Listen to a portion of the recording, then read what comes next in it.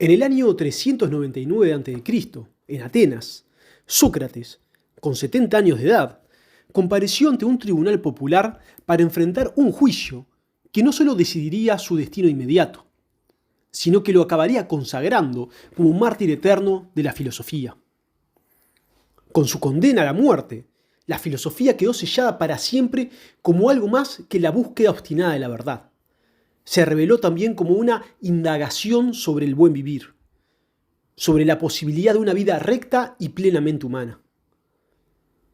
Desde entonces, toda ética bien entendida, toda reflexión sobre lo que debemos hacer y cómo debemos ser, quedó al servicio de esa pregunta mayor que Sócrates encarnó hasta el final: ¿cómo vivir bien?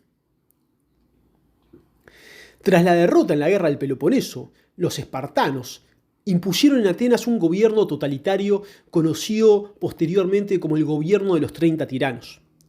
Su dominio duró apenas un año, dejando una profunda herida en la ciudad. Atenas había quedado sumida en la más profunda guerra civil. La estasis, la crisis política y social estaba a flor de piel, y los atenienses no podían soportar otra conmoción más. Sócrates había sido confundido con un sofista, de esos que habían proliferado en la Atenas del siglo de oro y que con sus discursos habían contribuido a desestabilizar el poder y poner en entredicho la justicia impartida por el gobierno. Acusado de corromper a la juventud y de no reconocer a los dioses de la ciudad, Sócrates compareció ante el tribunal de los 500. Pero en lugar de defenderse como quien suplica por su vida, pronunció uno de los discursos más memorables de la historia de la filosofía. Su discípulo Jenofonte narra su defensa como un suicidio deliberado. Platón, en cambio, nos muestra que se defendió hasta el último instante, pero que viendo que la opinión se inclinaba en su contra, arremetió contra el jurado, lo que le valió la pena de muerte. Existieron dos votaciones, una para decidir si era culpable o no, y la otra para decidir su pena. Era costumbre que el acusado propusiera una pena alternativa a la condena solicitada por los acusadores.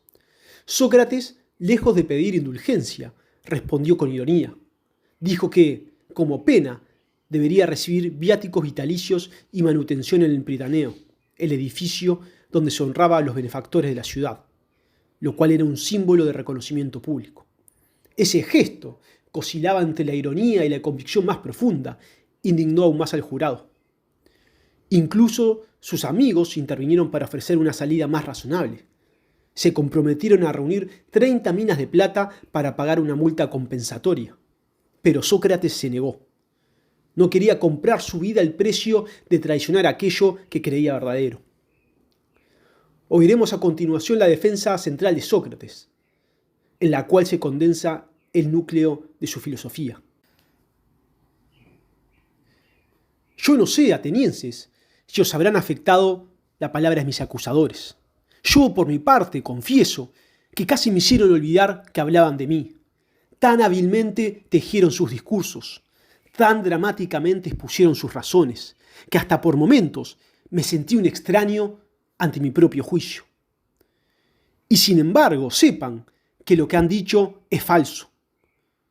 Lo que yo diré no adornará con floridas palabras la mentira, sino que buscará, en la medida que un hombre puede, decir la verdad con sencillez. Se me acusa de corromper a los jóvenes y de no reconocer a los dioses de la ciudad, de introducir nuevas divinidades, de ser en suma un peligro para la polis. Pero yo os digo, atenienses, que si alguna vez he sido un peligro, lo he sido para las falsas seguridades, para los que creen saber sin saber, para los que temen ser interrogados. No he hecho otra cosa en mi vida que examinarme a mí mismo, invitando a mis conciudadanos a que hagan lo mismo. ¿Es eso acaso corrupción? Lo que he hecho siempre es persuadir a cada individuo de que adopte una perspectiva propia, original, la suya. Porque en cada uno de nosotros existe la posibilidad de acceder al conocimiento, el cual es innato al ser humano.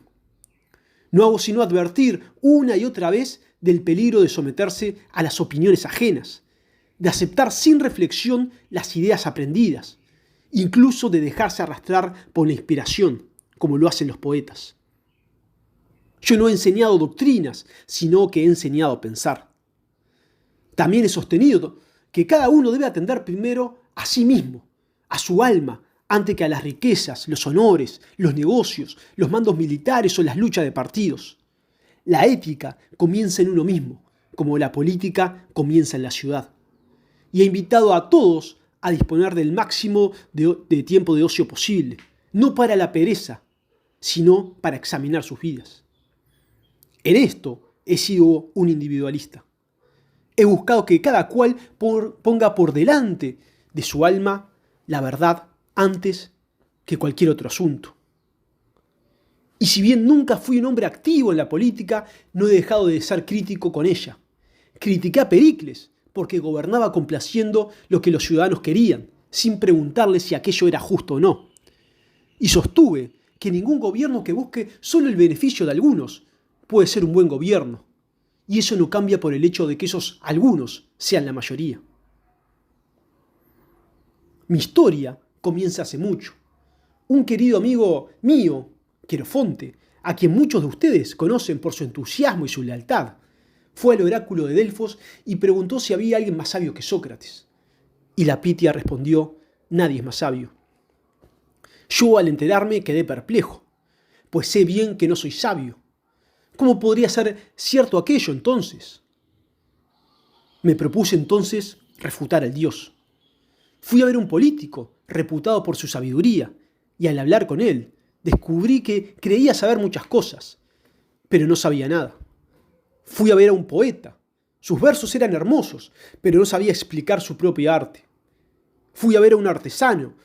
Sabía muchas cosas de su oficio, pero creía que por ello sabía también de justicia, de belleza y de virtud.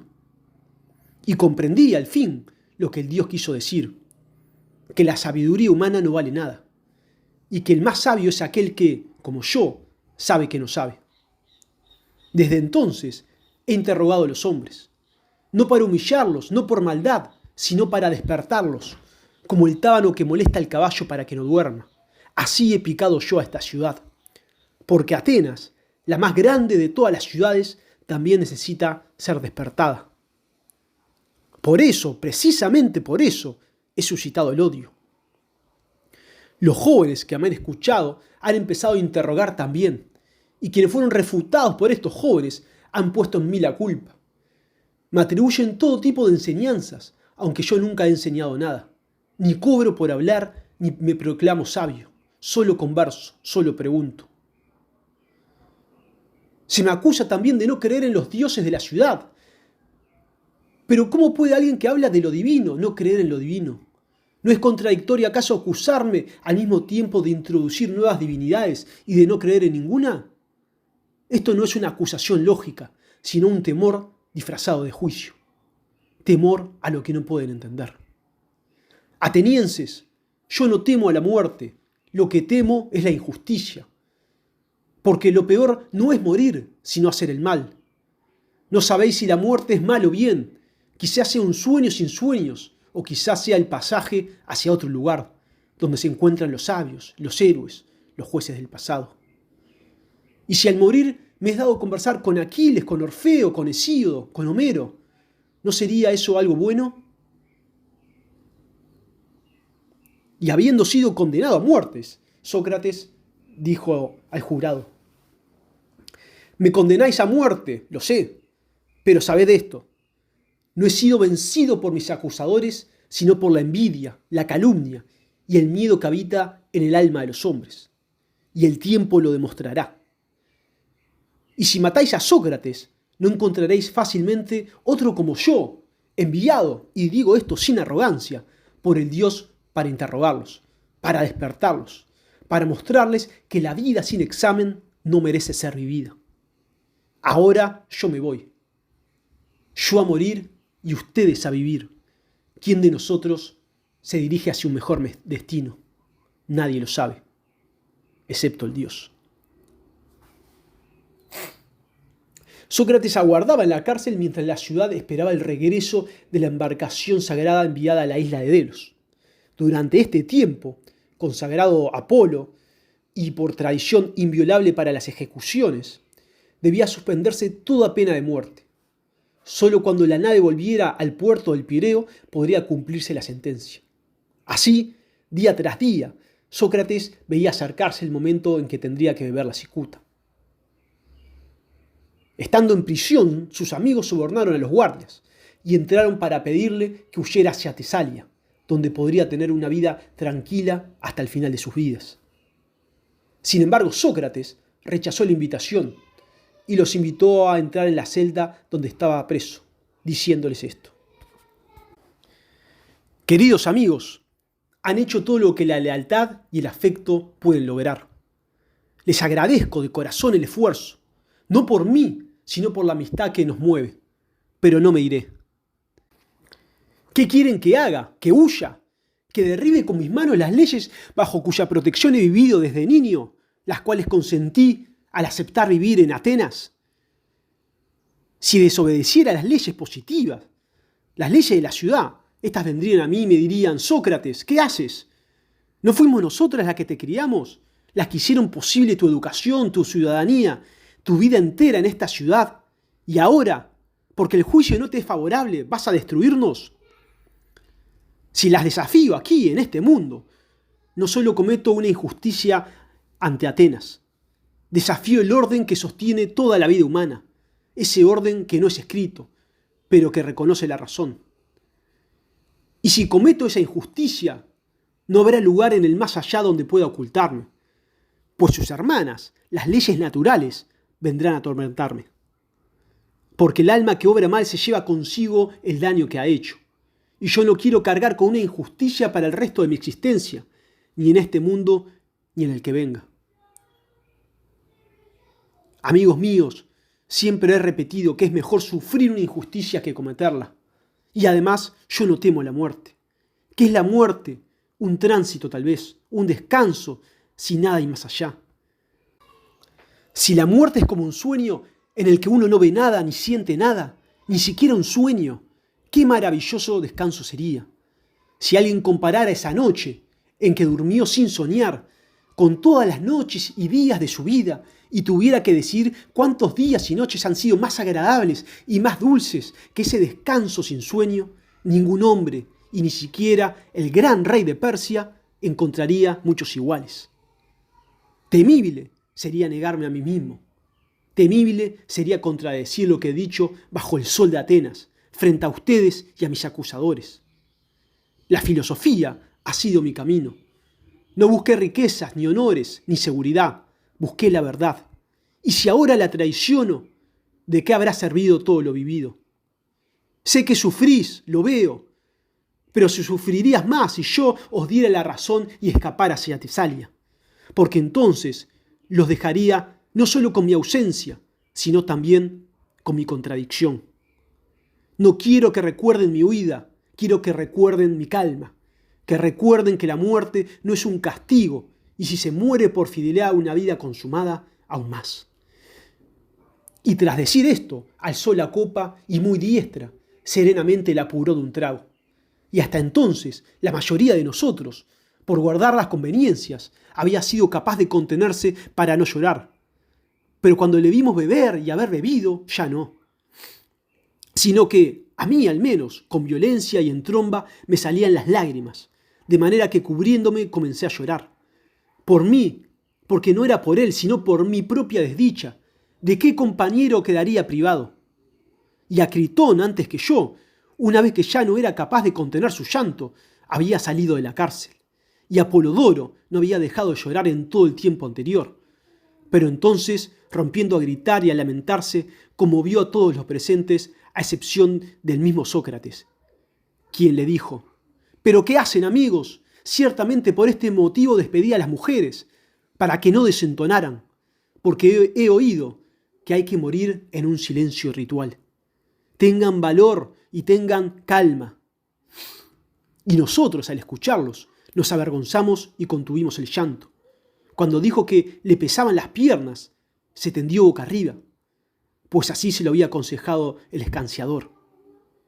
Y al mismo tiempo, el que le había dado el veneno lo examinaba, tomándole de a rato en rato los pies y las piernas, y luego, apretándole con fuerza el pie, le preguntó si lo sentía, y Sócrates dijo que no. Y después de esto, hizo lo mismo con sus pantorrillas, y ascendiendo de este modo, nos dijo que se iba quedando frío y rígido. Y mientras lo tanteaba, nos dijo que cuando ese frío le llegara al corazón, entonces se extinguiría. Ya estaba casi fría la zona del vientre, cuando descubriéndose, pues se había tapado, nos dijo, y esto fue lo último que habló: Critón, le debemos un gallo a Asclepio, así que págaselo y no lo descuides. Así se hará, dijo Critón. Dime si quieres algo más. Pero a esta pregunta ya no respondió, sino que al poco rato tuvo un estremecimiento, y el hombre lo descubrió, y él tenía rígida la mirada. Al verlo, Critón le cerró la boca y los ojos. Este fue el fin que tuvo nuestro amigo, el mejor de los hombres, podemos decir nosotros, de los que entonces conocimos, y en modo muy destacado, el más inteligente y el más justo.